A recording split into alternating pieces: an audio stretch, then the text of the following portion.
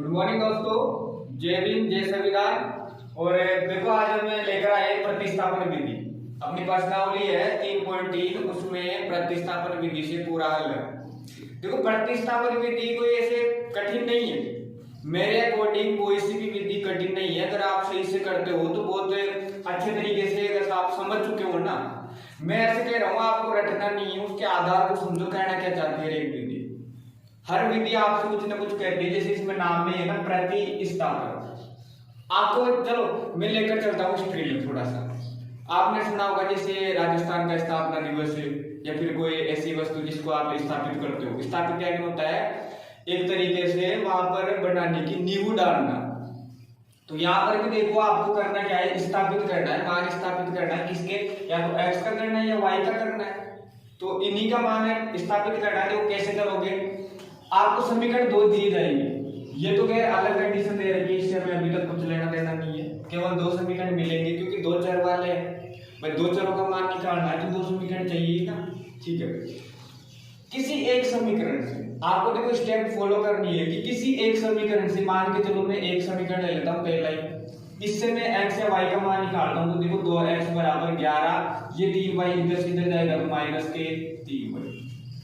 देखो मैंने कुछ नहीं किया, इस 3y को इधर लेके गया हूँ। तो यहाँ पे प्लस का था, इधर जाते माइनस का हो गया। भाई पक्षांतरण करते हो तो चिन्ह तो परिवर्तित होंगे ना। फिर देखो मेरे को केवल x का मान चाहिए, 2x का नहीं चाहिए। किसका चाहिए, x का। तो देखो x बराबर 11 माइनस 3y, ये यहाँ पर गुणा में था, इधर आते बाद में होगा तो पक्षांतरण करोगे तो विपरीत हो जाता है। तो ये आगे मेरे पास में x का मान, इसको समीकरण नंबर 3 मान लेता हूँ।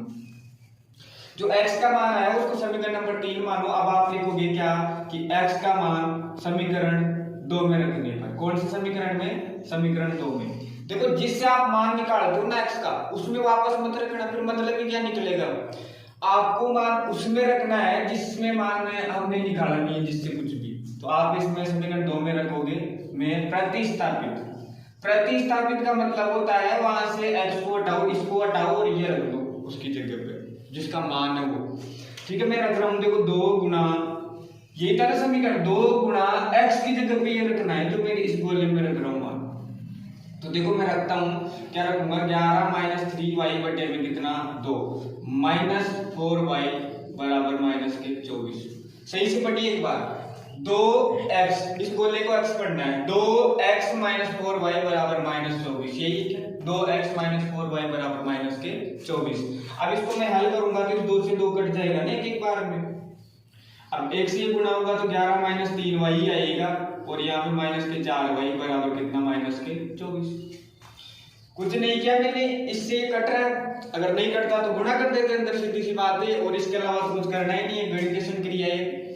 देखो 11 माइनस ये माइनस के 3y है, माइनस के 4y है, कितने होंगे, माइनस के 7y बराबर माइनस के 24। अब हमें करना है इसका पक्षांतरण या वर्गीकरण। मैं देखो 7 माइनस के 7y को इधर रख रहा हूँ, ये माइनस के 24 है, ये 11 इधर से इधर जाएगा तो माइनस का होगा कि नहीं, माइनस के 11। तो माइनस के 7y बराबर कितना हो गया, माइनस के 35। मेरे को तो y का मान चाहिए, माइनस के 7y का थोड़ी चाहिए। तो आप कहोगे कि y बराबर माइनस के 35 बटा माइनस के 7, ये कटेगा कितनी बार में, 7 पंजो 35। तो देखो मेरे पास में y का मान आता है कितना, y बराबर आ गया 5। y बराबर कितना, 5। इस y के मान को आप समीकरण 1 में भी रख सकते हो, 2 में भी रख सकते हो, लेकिन मैं ऐसे कहता हूं आप वो काम किया करो जो हमारे लिए इजी रहता है। आप इसमें रखो ना डायरेक्ट समीकरण 3 में, तो आप लिखोगे क्या, y का मान समीकरण 3 में प्रतिस्थापित करने पर, समीकरण 3 में प्रतिस्थापित करने पर। तो देखो प्रतिस्थापित करने का मतलब वही हो गया, वहां से किसको हटाना है, y को हटाना है, और y की जगह जो मान आ चुका है उसको प्रतिस्थापित करना है। ठीक है, तो देखो x बराबर 11 माइनस 3, देखो 11 माइनस 3, इस y की जगह मैं एक डिब्बा बना दूं, y की जगह पे क्या रखना है, ये 5। तो गुणा 5 बटा 2 पूरा वही है। देखो पढ़ो सही से, 11 माइनस 3y बटा 2, 11 माइनस 3y, 5 को मैं पढ़ूंगा y क्योंकि y का मान है 5। तो देखो x बराबर 11 माइनस 3 पंजे 15 बटा 2, x बराबर माइनस के 4 बटा 2। काटूंगा कितना आएगा माइनस के 2, तो x का मान आ गया मेरे पास में माइनस के 2। अब अगर आप चेक करना चाहते हो, देखो पहले मैं कह रहा हूं अगर आप चेक कर लोगे तो बेस्ट रहेगा। देखो मैं इसमें रखता हूं, अगर 11 आ गया ना मान, x और y का मान रखता हूं, अगर इसको हल करने पे भी 11 आ गया तो समझ लेना आपका जो मान है वो बिल्कुल सही है। फिर बाद में इसको देखेंगे इस कंडीशन को कि क्या करना चाहता है।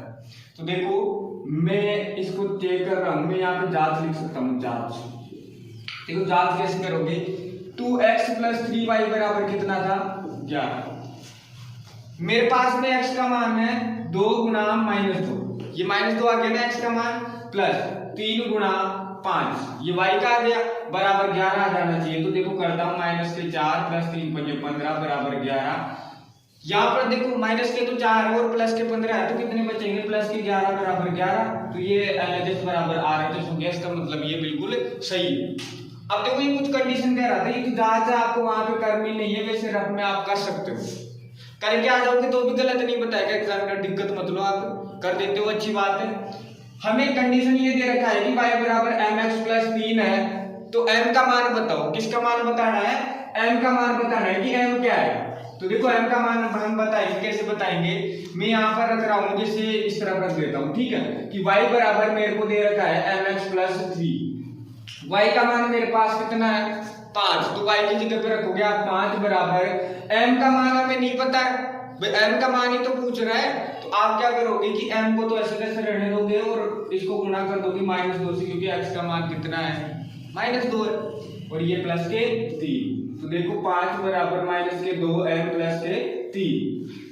मेरे को केवल और केवल m से काम है, किससे काम है m से। तो देखो 5 तो है, इसको मैं इधर लेके आऊंगा तो -3 बराबर -2m, 5 में से -3 जाएंगे, कितने बचेंगे 2 बचेंगे, तो 2 बराबर -2m, m का मान आ जाएगा 2 बटा -2 बराबर कितना 1 माइनस का। तो देखो m का मान आ चुका है कितना -1।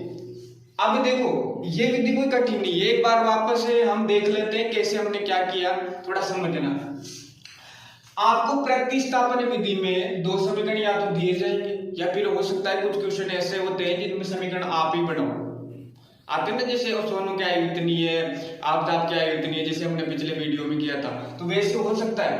देखो मैंने कहा कि मेरे पास समीकरण 1 था, उससे मैंने x का मान निकाल लिया, ये 3y इधर गया, -3y हो गया, और ये 2 इधर आते ही भाग में चला गया। ये x का मान जो आया उसको मैंने समीकरण 2 में रख दिया, x की जगह पे देख लो, पूरा 2 से 2 कट रहा, तो नहीं कटता तो गुणा कर देते। तो देखो मैंने इसको हल किया और y का मान आया मेरे पास में 5। फिर इस y के मान को आप या इसमें रखो या इसमें रखो, या फिर सबसे बेस्ट रहता है कि जो आप x का मान रखे थे ना उसी में रख दो, बेस्ट रहेगा, जल्दी से कैलकुलेशन हो जाती है। देखो मैंने रखा यहाँ पर मेरे पास में आ गया -2। अब हमने जांच की कि अगर सही आपने जो मान निकाले वो सही है, तो इस समीकरण को सेटिस्फाइड करेंगे ना, संतुष्ट करेंगे कि LHS बराबर RHS आ गया और हमारे पास में आ भी गया, सही है ना बात। अब देखो ये हमें ऐसे कह रहा था, इसके बाद में एक अलग ही कंडीशन रख दी इसने, रख सकता है। देखो एग्जामिनर कुछ भी कर सकता है, आपको इतना जल्दी नहीं पढ़ना है, आराम से पढ़ो क्वेश्चन को और सोचो समझो फिर बताओ पूछना क्या क्या चाह रहा है, इस चीज समझा करो आप। देखो करना सबको आता है, लेकिन मैं ऐसे कह रहा हूँ आप किस टाइप से क्वेश्चन को हल करते हो, पढ़ते कैसे हो, ये तरीका बेस्ट रहता है।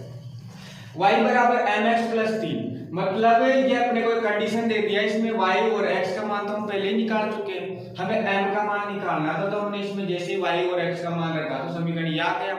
अब मेरे को m का मान चाहिए था, तो इसका मान आ गया -1। तो देखो इस प्रकार से क्वेश्चन करेंगे, आगे क्वेश्चन उसमें ऐसे होगा कि समीकरण आपको बनाना है, ठीक है।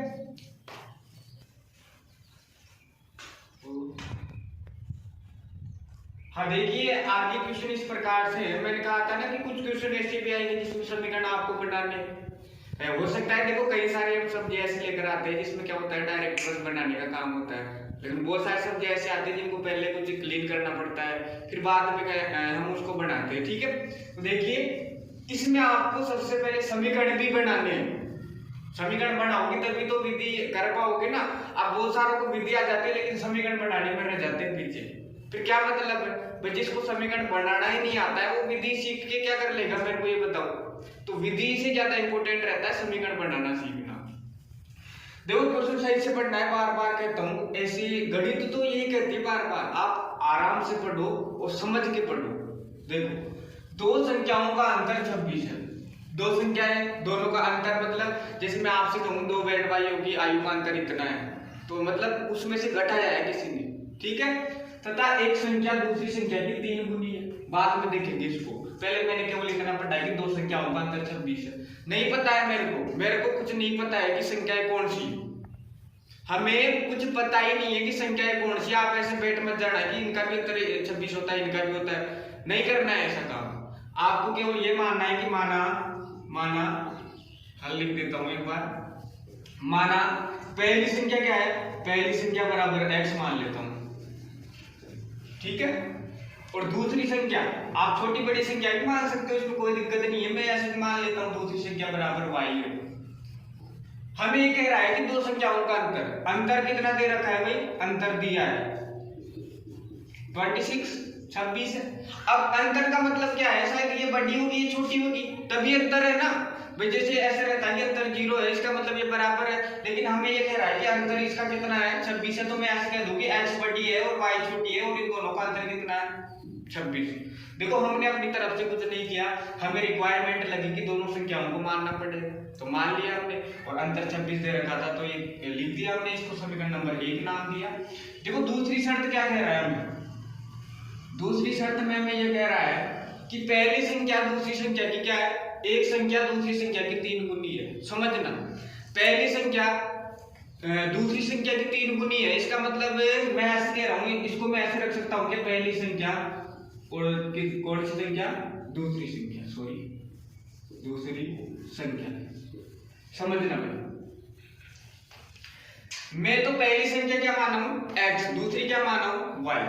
x और y तो हमने मान लिया, लेकिन ये बराबर नहीं है, बराबर नहीं है। ये ऐसे कह रहा है कि पहली संख्या दूसरी संख्या की 3 गुनी है, बड़ी यही होगी ना, जब भी तो आपने घटाया तब इनका अंतर धनात्मक आया, बड़ी यही होगी। तो देखो मैं ऐसे कह रहा हूं इनको बराबर करने के लिए इसको 3 से गुना कर दोगे, जो छोटी रहती है उसी को गुणा भाग किया जाता है, ध्यान रखना भाई। जैसे मैंने कहा कि सॉरी गुणा किया जाता है, भाग तो फिर बड़ी में करते हैं, ठीक है। तो x बराबर 3y, पहली संख्या दूसरी संख्या की 3 गुनी हुई कि नहीं हुई, इसको समीकरण नंबर 2 मान लेता हूं मैं। अब देखो समीकरण 2 से x का मान आ रहा है 3y, इस x के मान को जो समीकरण 2 से जो x का मान आया है x बराबर 3y, आप लिखोगे x के मान को समीकरण 1 में प्रतिस्थापित करने पर, तो कर दूं क्या प्रतिस्थापित यानी वहां से इस x को हटाओ और ये रखना है वहां पर, ठीक है, कॉपी पेस्ट करना है, चिपकाना है। तो देखो इस x की जगह पे रखना है ये गोले वाला मान, तो मैं रख रहा हूं 3y माइनस के y बराबर कितना 26, 3y माइनस के y बराबर 26, क्योंकि इसका मान कितना था 3y में से एक y गया। मैं कह रहा हूं आपके पास 3 चॉकलेट है, में से एक चॉकलेट आप खा चुके हो, तो कितनी बचेगी 2 चॉकलेट, मतलब 2y बराबर 26। मेरे को y का मान चाहिए, 2y का थोड़ी चाहिए भाई, हमने तो y और x माना है, तो y बराबर कितना आ जाएगा 26/2। ये गुणा में इधर जाते भाग में चली जाएगी, इसको मैं काटूंगा 2 के पहाड़े से तो 13 आएगा, y का मान कितना 13। अब हमें किसका मान चाहिए x का, मतलब दूसरी पहली वाली संख्या का, तो आप लिखोगे क्या y के मान को समीकरण 2 में प्रतिस्थापित करने पे या रखने पे, ठीक है, आप ये रखने पे लिख दोगे तो भी सही है, तो मैं रखता हूं। देखो मेरे पास था x बराबर 3y, x बराबर कितनी y 3y, तो देखो x बराबर 3 गुना 13, क्योंकि y का मान कितना आ चुका है मेरे पास में 13, तो x बराबर 13 13 39। अब देखो x का मान आ गया, y का मान आ गया, अगर आप चेक करना चाहते हो तो कर सकते हो। वैसे इसमें दिख रहा भी है ना 13 3 39, दोनों का जैसे आप डिफरेंस देख रहे हो तो 26 भी एक संख्या दूसरी संख्या की 3 गुनी हुई है, मतलब सही है, जांच करने की आवश्यकता ही नहीं है। अब देखो वापस एक बार अगर आप देखना चाहते हो तो देख लीजिए, कुछ नहीं है इसमें, समीकरण बनाना मोस्ट है। जो समीकरण बनाने में एक तरीके से सीख गया ना कि कैसे बनाना है, क्या चीज इसमें पकड़नी है, वो इस विधि में या फिर इस पूरी प्रश्नावली में कहीं भटकेगा नहीं, उस चीज को आपको समझना है। तो देखो दो संख्याओं का अंतर 26 है, मैंने कह दिया पहली संख्या x है दूसरी y है, दोनों का अंतर बता दिया 26 है। फिर आगे कह रहा है कि एक संख्या दूसरी संख्या की 3 गुनी है, मैंने कहा पहली संख्या x है बड़ी यही थी, इसीलिए मैंने अंतर बताया ना, इनका 26 है। तो x बराबर 3y हो गया। यहाँ से x का मान मैंने समीकरण इसमें रख दिया और इसको हल किया। फिर y का मान 13 है, 13 को मैंने इसमें वापस 2 में रख दिया, x का मान आ गया। अब हमने देखा कि इन दोनों का अंतर 26 जो कह रहा है पूरी दोनों शर्तें इसमें सेटिस्फाइड हो रही है, इसका मतलब आपके जो मान है वो बिल्कुल सही है। अब देखो मैं आगे के जो भी क्वेश्चन है उनके केवल और केवल समीकरण बनवा दूं चलेगा, विधि आपको आ गई है ना भाई। एक चीज समझो, आप जब तक आप रास्ते पे चलना ही नहीं सीखोगे, मैंने चलना सिखा दिया, चलना खुद को पड़ेगा, बात वही है। तो मैं सभी के समीकरण बनवा देता हूँ, ठीक है। हमें देखिए क्वेश्चन नंबर 3 का सेकंड क्वेश्चन इस प्रकार से। अब जिसको ये जानकारी नहीं कि संपूर्ण कोण क्या होते हैं, कर लिए वो तो आप बैठे रहना, जिंदगी भर कुछ नहीं हो पाएगा। पहले आप पीछे वाले क्लासों में सीख के आओ। देखो एक चीज समझना, आप अगर बिल्डिंग बना रहे हो तो सबसे पहले नीचे से शुरुआत करनी पड़ती है। अगर आपने नीचे वाले बिल्डिंग की जो आकार है मतलब नींव है वो मजबूत नहीं रखी ना, तो ऊपर वाली बिल्डिंग का कोई महत्व नहीं है। इस चीज को आप समझते हो और समझना भी चाहिए। देखो मेरे को ऐसे बोला जा रहा है कि दो संपूरक कोणों में बड़ा कोण छोटे कोण से 18 डिग्री दी गई है। लो इसमें तो ऐसा लग रहा है ना कि एक ही कंडीशन दे रखा है, नहीं, शर्त दो ही है, बस आप पढ़े नहीं हो सही से। देखो पढ़ो सही से, दो संपूरक कोण, ये लो पहली शर्त तो यही पे आ गई, दो संपूरक कोण। हम मान लेते हैं कि माना बड़ा कोण मान लेता हूं x डिग्री, कितनी x डिग्री, डिग्री इसकी क्या है, इकाई है। जैसे आप कहते हो ना 5 रुपए, पैसे की इकाई क्या है, मतलब हम जैसे अपनी मुद्रा की इकाई क्या है, रुपए। यहाँ पर कोण की नापने की इकाई है डिग्री। एक और होती है रेडियन, रेडियन का भी आपके कुछ काम नहीं है, आप जैसे 11th 12th में जाओगे तब जाके पता चलेगा, अभी केवल और केवल डिग्री। फिर मैं मान लेता हूं कि छोटा कोण कितना है, छोटा कोण बराबर y डिग्री, कितना है y डिग्री।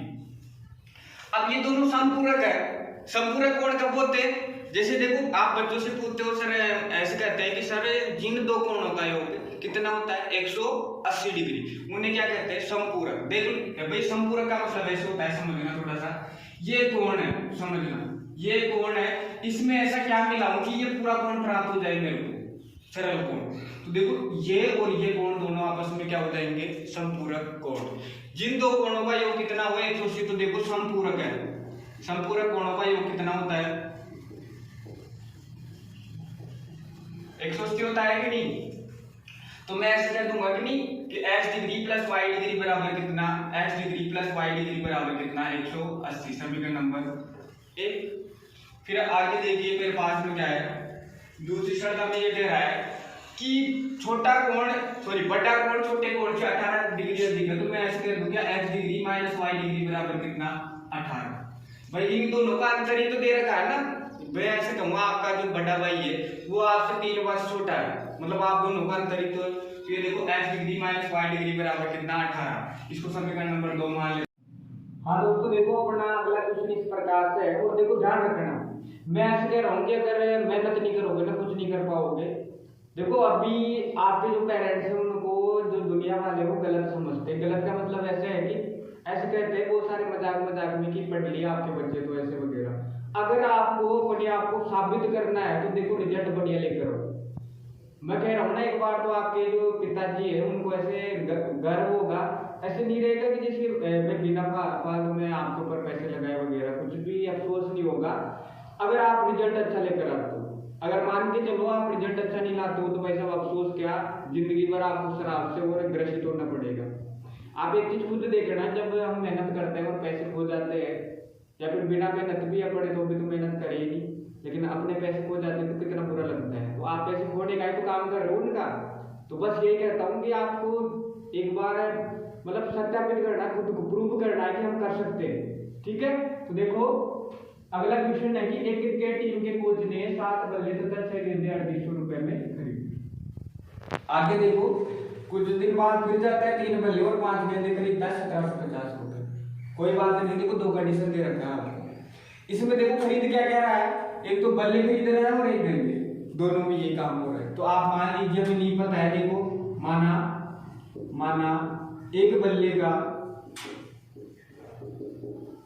क्रय मूल्य कितना है नहीं पता हमें, तो 100 रुपए मान लेता हूं। भाई एक बल्ले का मूल्य x रुपए मानना पड़ेगा ना, मेरे को पता ही नहीं है तो ऐसे में मान लेता हूं कि एक गेंद का क्रय मूल्य कितना है y रुपए। दोनों की बात हो चुकी है।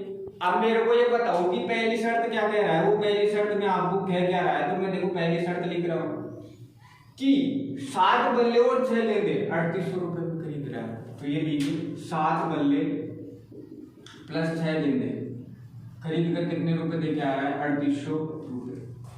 समीकरण बनाओ, देखो एक बल्ला x रुपए का, तो 8 कितने के बन 8x रुपए के, तो सॉरी 7 है 7x रुपए के, तो 7x प्लस 6y बराबर कितना 3800। समीकरण नंबर 1। आगे देखिए मैं आपको फिर दूसरा समीकरण बता रहा हूँ। दूसरा समीकरण कहां से लेना है, देखो ये ऐसे कह रहा है, दूसरी शर्त 3 बल्ले और 5 गेंदे 1750 रुपए में खरीदता है, तो आप लिखोगे 3 बल्ले तथा 5 गेंदे बराबर 1750। 3 बल्लों का मूल्य कितना 3x प्लस 5y बराबर कितना 1750। समीकरण नंबर 2।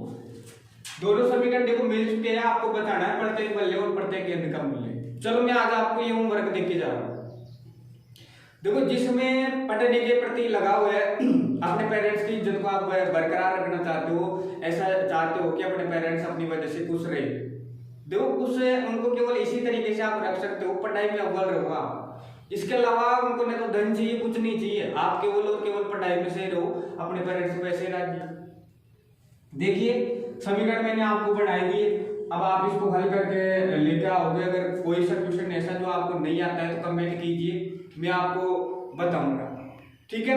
वैसे मेरा नंबर अवेलेबल है इस पे, तो आप अगर व्हाट्सएप करोगे उस क्वेश्चन का तो मैं सॉल्यूशन भी भेज दूंगा, ठीक है। तो